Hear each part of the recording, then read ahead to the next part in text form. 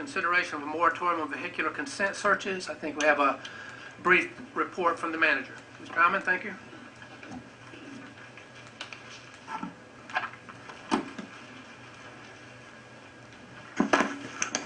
Good evening, Mayor and Council. Good evening. Item 7.1 is a proposed moratorium on traffic stop consent searches for the Fayetteville Police Department. This item was brought forth at the January 3rd work session, and Council asked that we bring this back for the meeting tonight for consideration.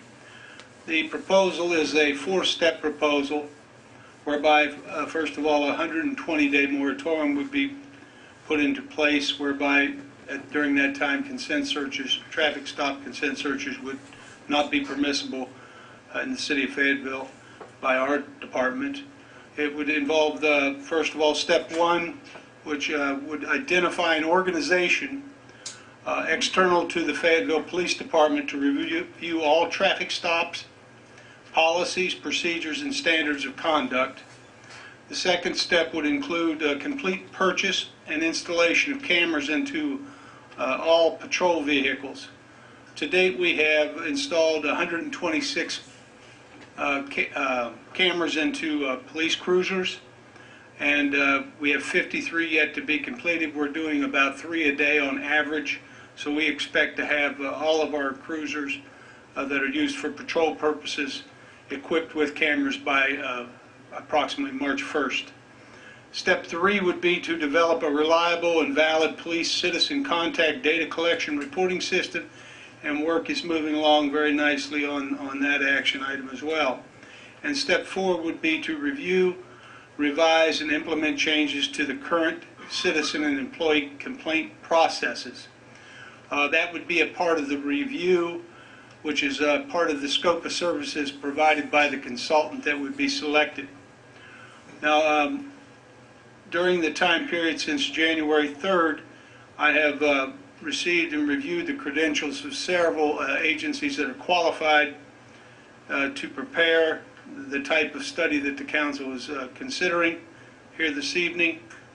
And I'm prepared to hire a firm by the name of that goes by an acronym NOBLE, which stands for the National Organization of Black Law Enforcement Executives.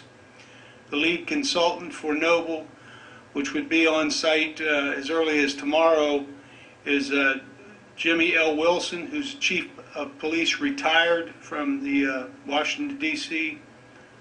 Police Force. Assisting him would be Assistant Chief Andrew Kennedy, a 30-year law enforcement veteran who's retired from the city of Greensboro, North Carolina, and Consultant David Scott, Deputy Chief of Police, who has 31 years as a law enforcement veteran. We think that they can complete their work, reviewing all the policies, have the written report, and scheduled for a presentation before the City Council within about 45 days. The cost of that study is estimated at about $30,000, $25,000 fee with an additional $5,000 for travel, hotel accommodation, and other reimbursable expenses. Be happy to answer any questions. Mr. Chris? Who did you say the chief, retired chief from Washington, D.C. is? I did say chief, but it's actually Deputy Chief of Police of the City of Washington, D.C. Jimmy L. Wilson. Wilson? Yes. Thank you. He was in Washington, D.C., and before that Suffolk, Virginia, and before that Jackson, Mississippi, and Canton, Mississippi, as Chief of Police. Thank you. Mr. Hyman, can you speak to that first part, since it looks like we found an organization to come in, and thank you for making that happen, that we also wanted to make sure that included some opportunities for citizens, and we know there are a lot of varying opinions on the subject, but opportunities for people to have input in this process. How do you envision those working? Yes, in order to get the proposal put together, we actually sent this organization a copy of the proposed moratorium and stressed the need for inclusiveness and citizen input throughout the process. Okay, any other questions for Mr. Hyman? Okay. Mr. Hart? Hey, Mr. Rahman, I did have a question. First off, thank you for your hard work on this. That's good news about step two. 126 of the 179 cameras are installed with only 53 left and 1 March. That's good news for us. I noticed on the time frame, based on that, and then based on the 45 days, you believe at this point that you can accomplish all this within the 120 days that were established? Well, obviously, the bulk of the work is going to be done by the consultant, and they've given us an estimate of 45 days from the conclusion of the site visit, which would fall into that 60-day time period that you just referenced. I think 60 to 75 days certainly looks to me that we would be complete all 4 of the steps that are outlined in the action plan. Probably closer to 60. Okay, so 60 to 70 days from the day, or from the date of the site visit? I just want to make sure I'm clear on that. Well, the proposal says 45 days from the date that they conclude the site visits.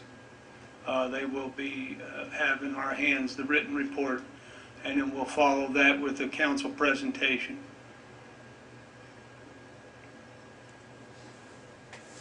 That's what I'm concerned about. Yeah, I guess I'm just trying to time frame this out in my mind. 45 days from the conclusion of their site visit. The intent would be to do the site visit as quickly as possible. And they're going to be here tomorrow if the council votes in the affirmative this evening. They'll begin the engagement tomorrow afternoon. And the estimated time to do their site visit? Don't have that specifically. It's less than a week.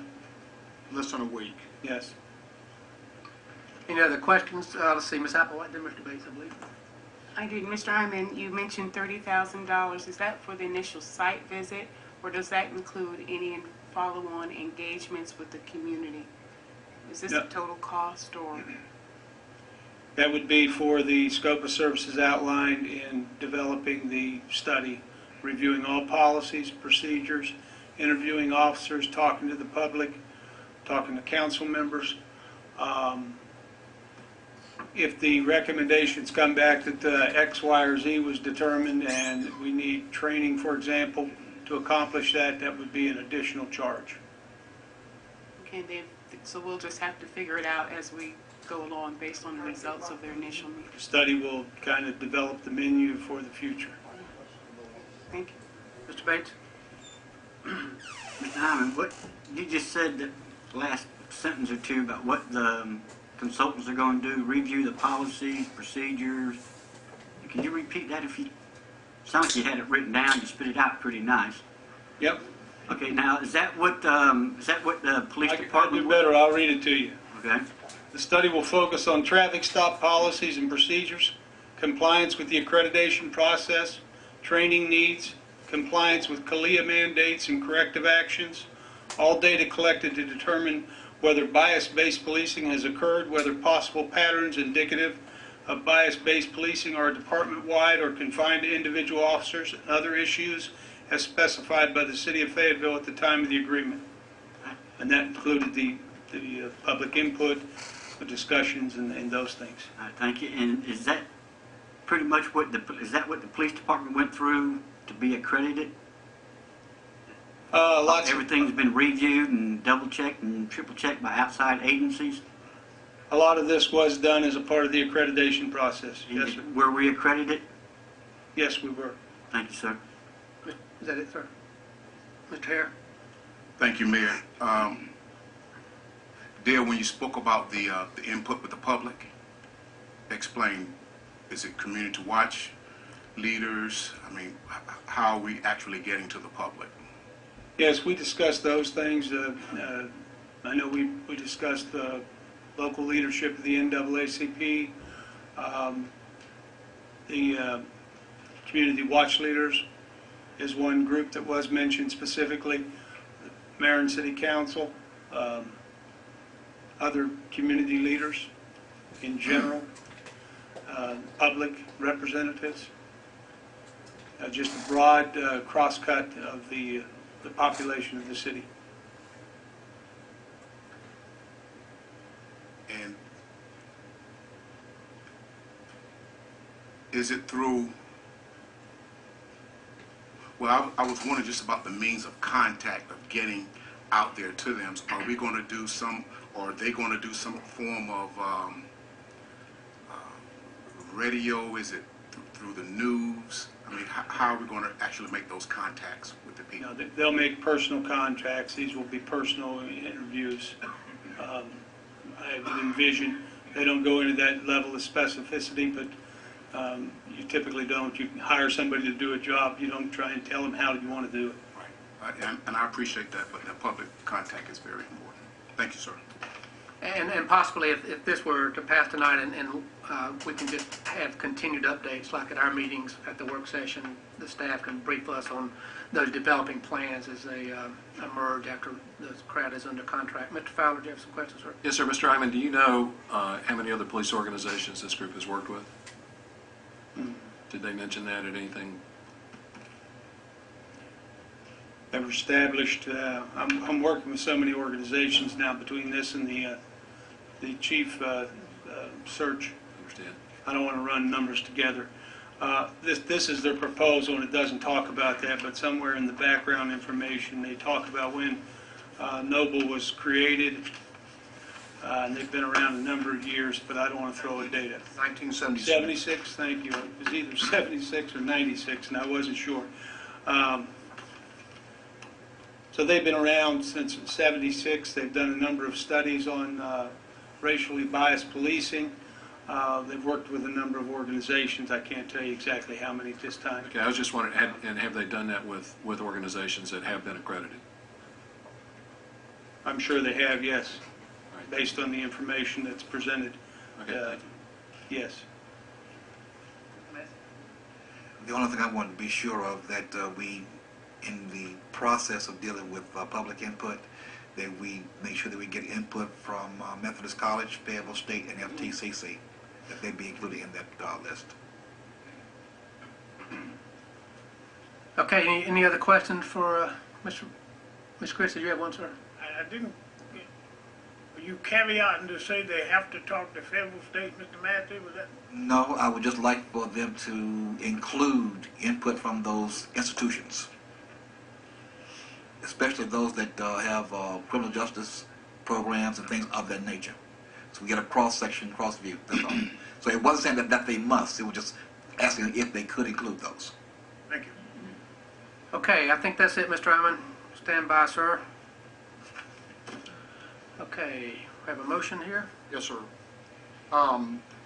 The recommendation that we have tonight, based on the staff's input, is we can adopt the moratorium, do not adopt the moratorium, or provide staff alternate and or additional guidance. And I'm going to choose the latter based on the information we have tonight. I'd like to make a motion that we implement a moratorium on the use of consent searches for a period of 120 days or until completion of the identified and specific task, with a final presentation of the findings at a public meeting of the City Council, whichever occurs first, with ongoing in-progress reviews at work sessions during this period. Second. Okay, we have a motion and a second. Any discussion on the motion? Ms. Davy and then Ms. Applewhite.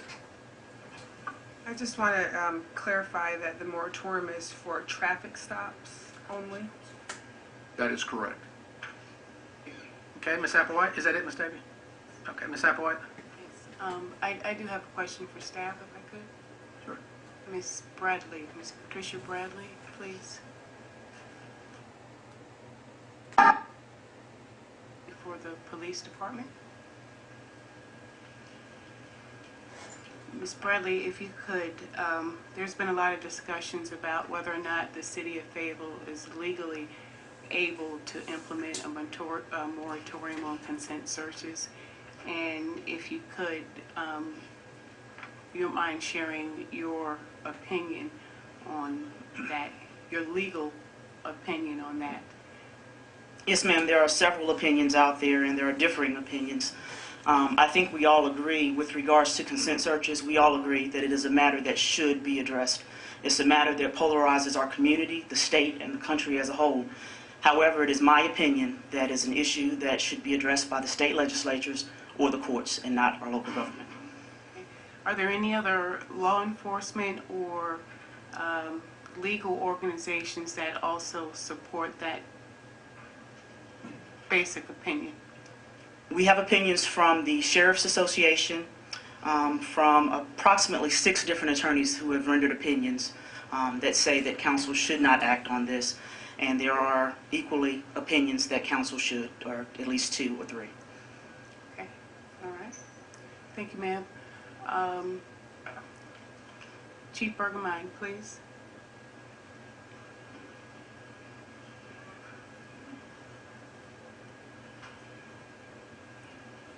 So a lot of the discussion is in terms of our authority to implement a moratorium on consent searches has been focused on whether or not we are legally authorized to do that.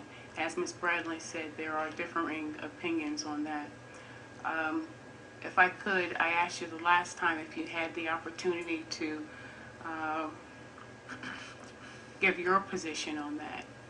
Can you tell me if we are found to be illegally able to, or we're not able to implement moratoriums, what is the impact to the police department in terms of the certification, perhaps your personal certification, and the certification of police officers?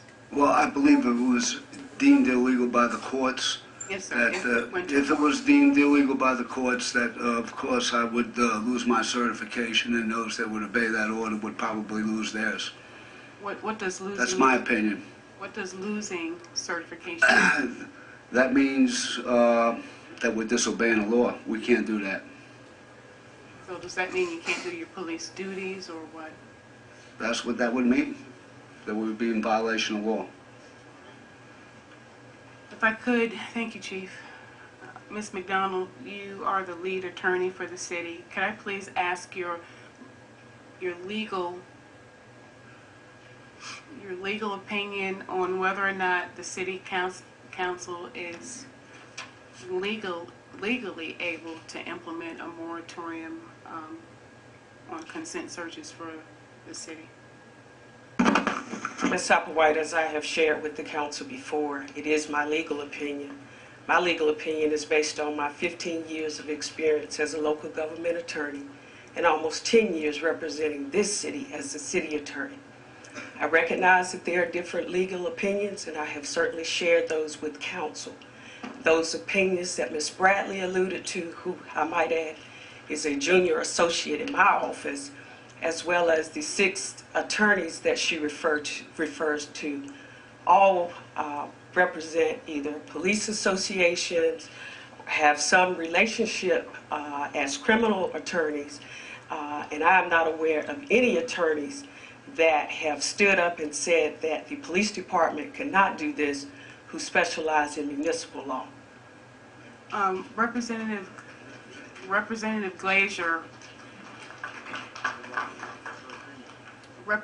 Glazier sought the opinion of the state legislature, their research department.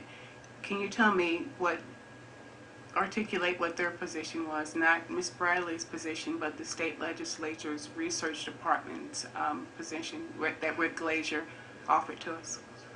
I solicited through Representative Glazier an opinion from the research staff for the General Assembly. The General Assembly research staff attorney's position was that it was contrary to state law. However, consent searches are permissive. They are not required, and therefore that is where our opinions differ as to our ability to allow the council to impose a moratorium. But the research department, their opinion, and they're not associated with the police association, their opinion was that we did not have the authority to do it. I'm sorry? The research department is not a Sure, part of. sure. I was referring to the 6 attorneys that Ms. Bradley referred to. Okay, so I just have one last question for you. If we move forward with a moratorium on consent searches, do you believe that the city of Fayetteville could be potentially liable for a criminal case be brought against the city of Fayetteville if we implement the moratorium? No doubt that you would be able to defend us well if we were, but do you think that a vote on a moratorium on consent searches could possibly lead us to a criminal lawsuit, criminal investigation, in the city of Fayetteville? Certainly there is a possibility of some type of lawsuit. Thank you. Mr. Bates? Mr. Fowler? Yeah. No, thank you. Good point. Effective, the date would remain effective 1 February, or the date of the initiation of the site survey. Mr. Fowler? Yes, sir, I'd like to ask the chief a question, please.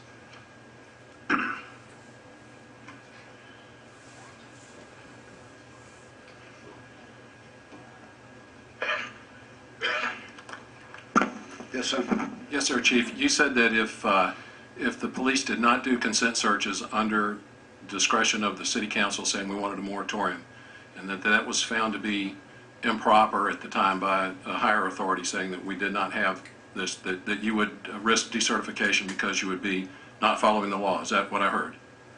What I said was if that was in fact a violation of law due to the different opinions, that should we do that, and it was found to be a violation of law, we on the Fayetteville Police Department would be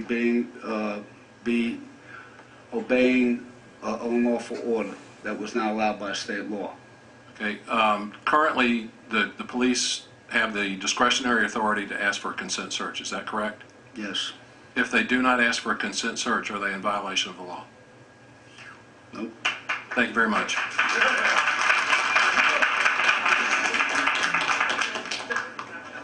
Is that it, Mr. Fowler? Any other questions? Yes, sir. Yes, Mr. Chris? Ms. McDonald, from there. I read the state statute, but I just want to clarify. I don't think it says consent searches will be conducted, must be conducted. I think it infers that consent searches may be conducted. Am I correct? Then the word may leads us to options, does it not?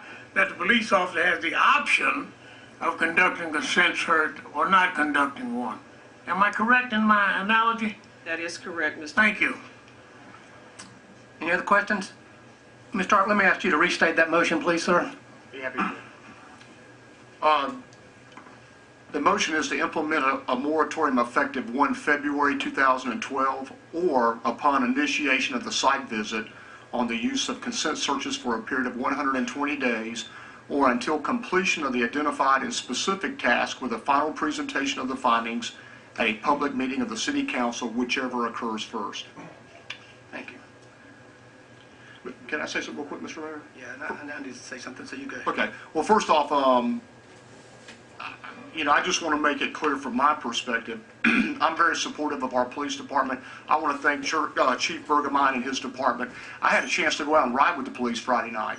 I spent 6 hours on the road with a patrolman. It was a very enlightening experience, and I have great respect and admiration for all the young men and women who wear a badge and protect us every day. And so with that said, that's why I think it's just imperative that to any degree that we can stress the professionalism that these young folks perform in their duty. We need to guard that, and I hope that what I have proposed tonight will do that. And I think we all echo the Mayor Pro Tem's sentiment there. And this issue, I would argue, is not about a moratorium. It's about accountability and transparency. And in fact, we're all accountable to someone, and that includes the police department and includes the city council. And when an issue continues to grow and divide our community, and it remains unaddressed by staff, as this one has for over a year now, then the council does have the final responsibility to step in and consider a change in policy. In fact, we did that before. In January 2010, this city council voted 9-1 to change a policy, a police department's policy, on the treatment of sexual assaults in our community, only after a lot of careful consideration. We can't let the debate on legal authority become yet another red herring that joins the list of did the mayor and mayor pro tem have the right to approach the manager? Should we have gone to a work session first? Who was in the meeting? What color were they? Who wasn't there? What did they know? When didn't they know? Did the staff have enough time? a moratorium's not legal, we didn't have another public hearing, and now tonight we might lose our certification. We can't allow that to continue to just be another red herring in this community. There have been few decisions that have come to this council that don't involve competing legal opinions. It is the nature of the job that we do. And we listen to all sides, and ultimately the 10 of us who are most directly accountable to the 208,000 people who live in this city, we're charged with making that decision. I personally don't mind being a legal test case if we're a legal test case for what is right. Amen.